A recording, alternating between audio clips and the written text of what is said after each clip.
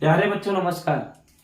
बच्चों आज हम लोग क्लास 12 के मैथमेटिक्स में अध्याय 3 स्टार्ट कर रहे हैं, जिसमें हम लोग आव्यूह को सीखेंगे। तो सबसे पहले आज का जो टॉपिक है यही हमको सीखना है कि आव्यूह कहते किसे हैं, आव्यूह की कोटि क्या होती है और आव्यूह में अवयवों की संख्या कैसे निकाली जाती है। ये सब 3 बातों को अगर आप सीखते हैं तो आपका आव्यूह का बेसिक धीरे धीरे मजबूत होता जाएगा और कभी आव्यूह में आप फंसेंगे नहीं। अगर आव्यूह के सवालों को लगाना है तो सब बेसिक जानकारी जानना बहुत जरूरी है। तो अगर चाहते हैं कि ये सब चीजें आराम से आए तो वीडियो में अंत तक बने रहिए और इसको देखिए। आव्यूह मैं आपको बताता हूं कि आव्यूह क्या होता है। एकदम सिंपल भाषा में आव्यूह समझाया जाता है आपको। तो बच्चे, आव्यूह जो होता है संख्याओं या फलनों की एक व्यवस्था होती है, अरेंजमेंट इसको बोल सकते हैं आप लोग। आव्यूह संख्याओं या फलनों का एक व्यवस्था है और इसको व्यवस्थित करके अगर रखते हैं और एक कोष्टक के अंदर रखते हैं तो यह बन जाता है आपका आव्यूह। हम उसको समझाते हैं कैसे आव्यूह बनता है। मैं बोल रहा हूं आपको बाबू कि जैसे एक मैं संख्या कुछ ले लिया 3 4 1 8 7 5 2 3 1, ये हमारी संख्याएं हैं। ऐसी संख्याओं को इस तरीके से मैंने व्यवस्थित कर दिया। इसको कहते हैं क्षैतिज लाइन। जो ऐसे दिख रहा है आपको पट, जो लाइन में जो लिख रहे हैं हम लोग उसको क्षैतिज लाइन और इसको ऊर्ध्वाधर लाइन बोला जाता है। क्षैतिज लाइन में जो ये पहला वाला क्षैतिज लाइन है इसको बोला जाता है पहली पंक्ति। ये पहली पंक्ति, ये फर्स्ट रो है बाबू। इसको बोलेंगे दूसरी पंक्ति, सेकेंड रो।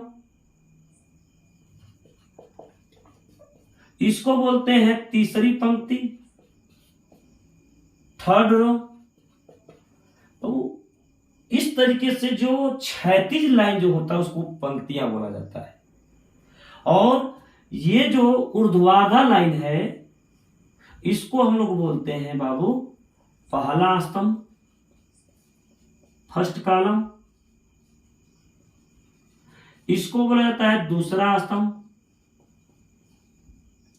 Second column. इसको बोला जाता है तीसरा स्तंभ, थर्ड कॉलम। अब अगर आव्यूह के संकेत की बात की जाए, आव्यूह के संकेत की बात की जाए तो इन्हीं सब संख्याओं की जो व्यवस्था है, ये जो संख्याओं की व्यवस्था है इसको अगर एक बड़े कोष्टक में लिख दिया जाए इस तरीके से तो इसको हम लोग आव्यूह बोलेंगे। आव्यूह का एक और भी जो है संकेत होता है, इसको मोड की तरह से ऐसे बना दिया जाता है और इस संख्याओं को ऐसे लिख दिया जाता है बाबू।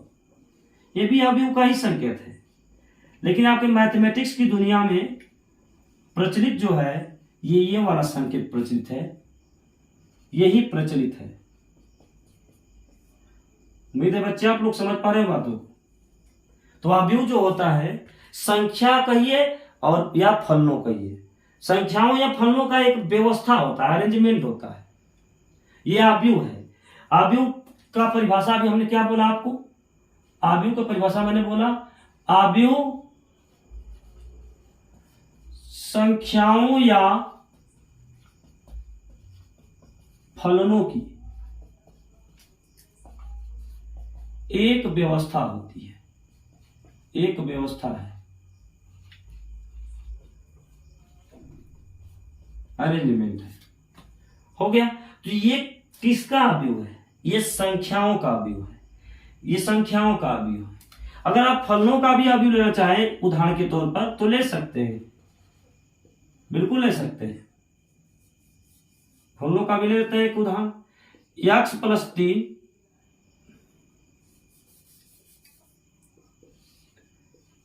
x + 3 y a b। और भी चाहे तो आप ले सकते हैं,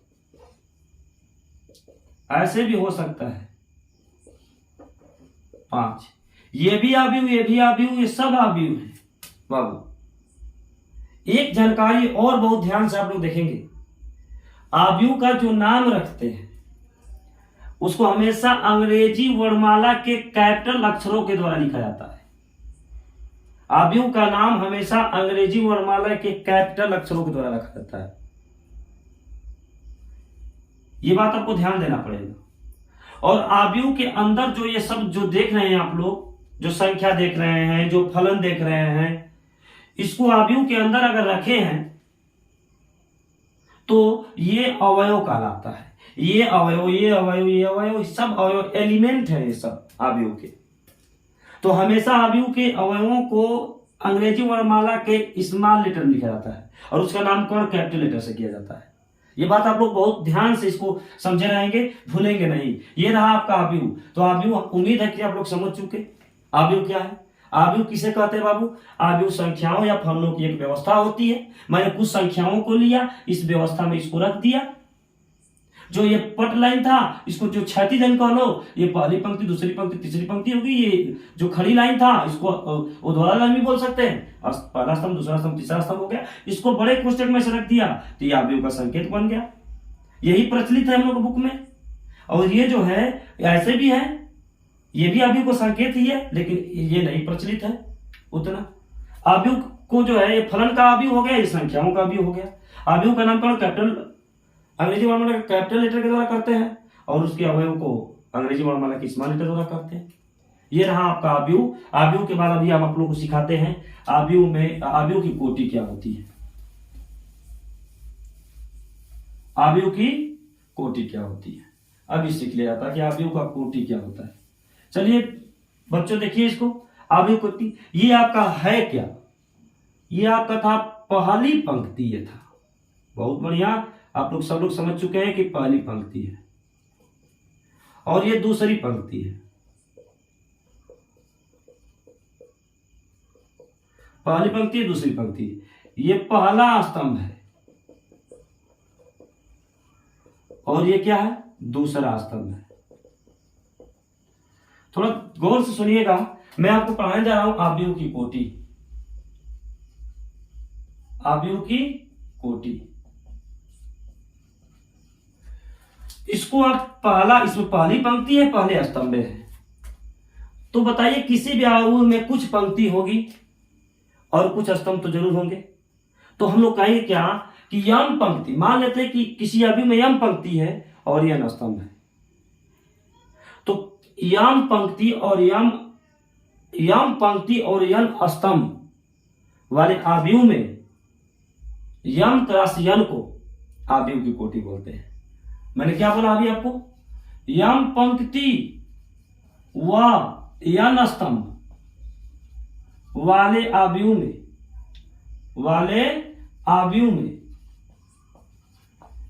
यम क्रॉस पढ़ते हैं बाबू, यन को आव्यूह की कोटि कहते हैं।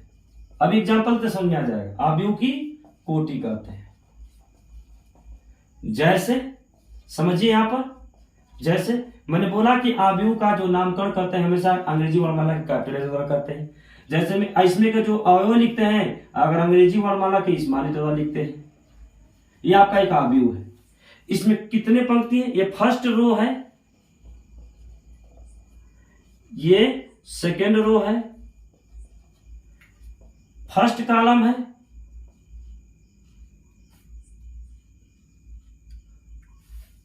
और ये सेकेंड है और ये थर्ड कॉलम है।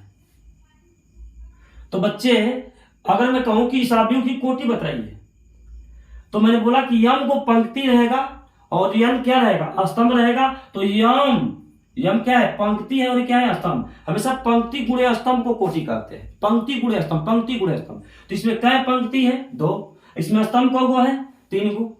तो क्या हो गया बाबू? ये 2 पंक्ति और ये 3 स्तंभ जो है इनको कहेंगे कोटि। अर्थात बोल देंगे क्या कि आव्यूह ए की कोटि कितनी हुई? आव्यूह ए की कोटि कितनी हुई? तो जवाब देंगे कि 2 गो पंक्ति है, 1 गो 2 गो पंक्ति, 3 गो स्तंभ है। तो कहेंगे 2 क्रॉस 3। हमेशा पंक्ति पहले ध्यान रहे और स्तंभ बाद में।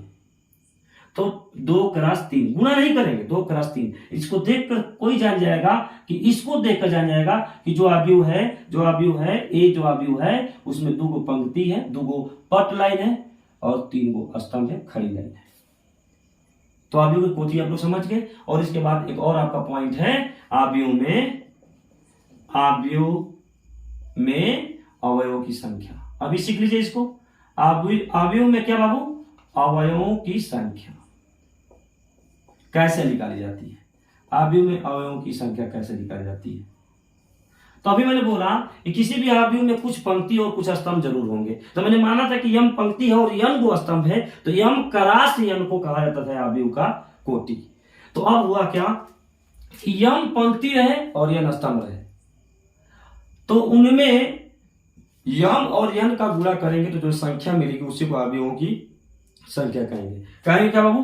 कहेंगे यम कोटि व यम कोटि नहीं बाबू, यम पंक्ति व यन स्तंभों वाले अवयव में